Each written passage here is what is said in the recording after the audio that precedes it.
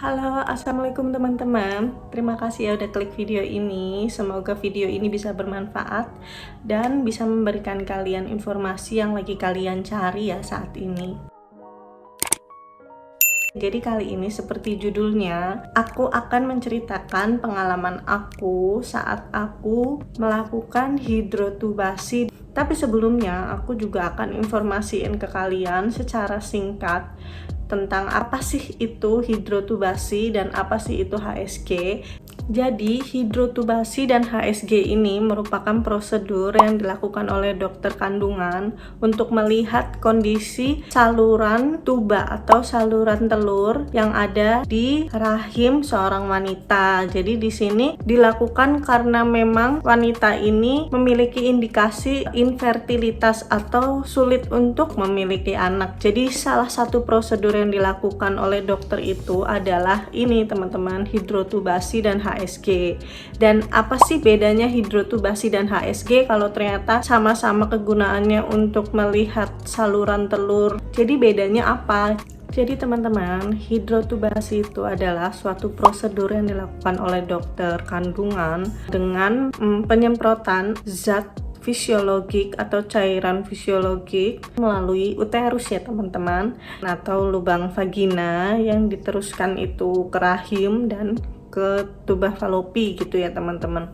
Itu untuk melihat apakah ada sumbatan atau tidak, itu dilihat dari ada tidaknya cairan yang kembali dari lubang yang disemprotkan itu teman-teman. Jika nggak ada cairan yang langsung balik gitu, itu dirasa cairannya sudah masuk semua dan dikatakan bagus, jadi lancar gitu. Dan kalau HSG itu atau namanya itu histerosalpingografi, caranya sama tapi cairan yang digunakan itu cairan kontras dan dilakukan pengambilan gambar dengan rongsen agar bisa terlihat secara jelas dan bagaimana cairan kontras itu apakah bisa melaju dengan benar gitu ke tuba falopi atau ke saluran telurnya itu. Dan jika ada saluran yang tersumbat itu makanya kelihatan karena cairan kontrasnya nggak melaju lagi gitu loh teman-teman. Itu penjelasan singkat dari aku ya teman-teman. Nah, untuk kasusku, aku melakukan hidrotubasi pada bulan Oktober tahun 2018. Memang udah cukup lama ya teman-teman.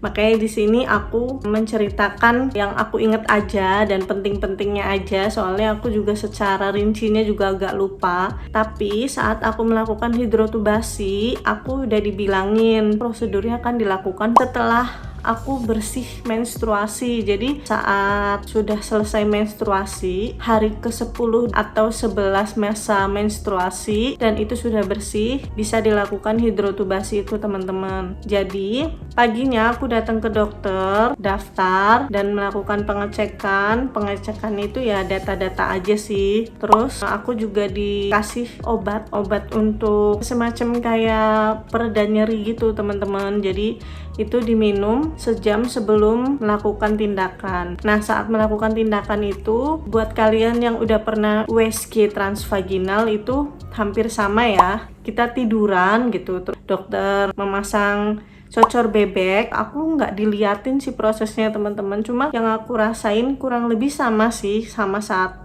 USG transvaginal itu teman-teman. Cuma memang kalau USG transvaginal kan paling 1 menit, 2 menit gitu kan udah selesai. Kalau ini lumayan agak lama sih, sekitar 3 menit sampai 5 menit gitu teman-teman. Dan dokter itu bersama suster itu memasukkan cairan dan kayak ditambahin tekanannya gitu, sambil beliau juga nanya ke aku, sakit nggak bu?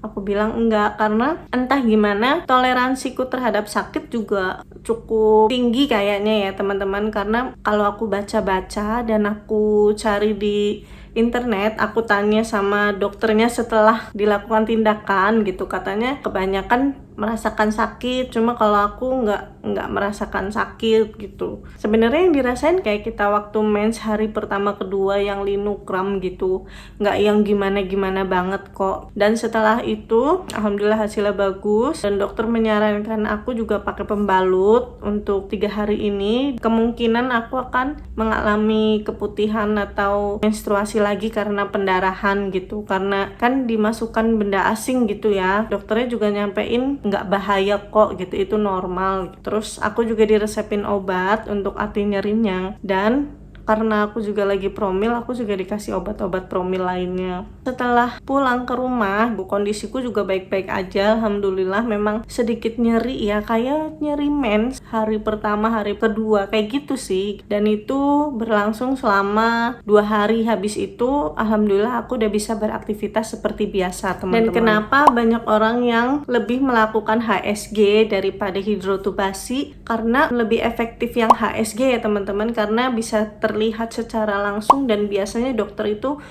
memfoto gitu hasilnya gitu, jadi bisa ditunjukkan nih begini kondisinya gitu.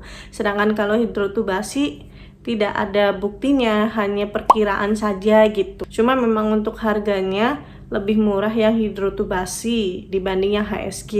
Dan menurut pengalaman aku, untuk hidrotubasi ini merupakan prosedur yang juga untuk terapi teman-teman, bukan hanya prosedur untuk pengecekan tapi juga untuk terapi, untuk membuka saluran tuba yang mungkin tadinya itu rapat, itu bisa terdorong untuk terbuka, katanya begitu teman-teman. Itu menurut pengalaman aku dan diberitahu oleh dokterku ya teman-teman.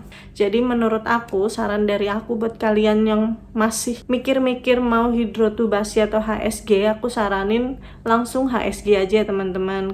Nah, untuk harganya hidrotubasi itu kalau seingat aku 800.000 gitu, itu kayak ini belum sama obatnya gitu teman-teman, seingat aku ya, atau udah sama obatnya, soalnya catatannya tuh hilang semua teman-teman. Nah itu waktu aku ya teman-teman di rumah sakit tempatku, dan Oktober tahun 2018 ya teman-teman. Jadi mungkin untuk sekarang harganya udah berubah gitu. Jadi menurut aku untuk harga ini kalian bisa cek langsung ke rumah sakit terdekat atau rumah sakit pilihan kalian gitu teman-teman, sambil kalian cari tahu untuk harganya dan bagaimana prosedurnya. Jadi pengalaman aku ini semoga bisa jadi gambaran buat teman-teman gimana sih hidrotubasi dan HSG itu. Dan menurut aku ya teman-teman, buat kalian jangan takut ya teman-teman, ini juga buat kebaikan kalian sendiri, apalagi buat teman-teman yang memang lagi mau program hamil gitu. Jadi ini memang perlu dilakukan ya teman-teman, nggak apa-apa, nggak usah takut. Sebenarnya kadang yang bikin kita ngerasa sakit itu sebenarnya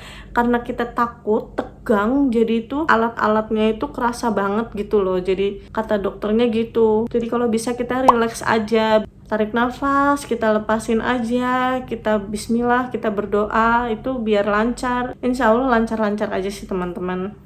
Kalaupun misalnya aku akan melakukan prosedur HSG untuk program hamilku berikutnya, aku mau aja, aku berani-berani aja insya Allah, karena aku udah pernah ngerasain dan menurut aku ya memang itu prosedurnya.